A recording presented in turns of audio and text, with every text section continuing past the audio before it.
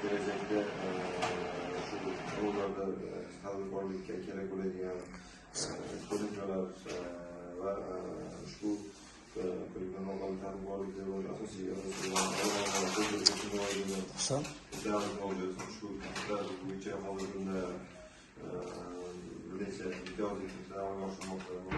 Moliyaviy ko'mak, moliyaviy ommabop valyuta tipidagi kreditlarimiz va boshqa kreditlar, jismoniy shaxslarga berilgan kreditlarimiz va hammasi kiradi hozirgi kunda.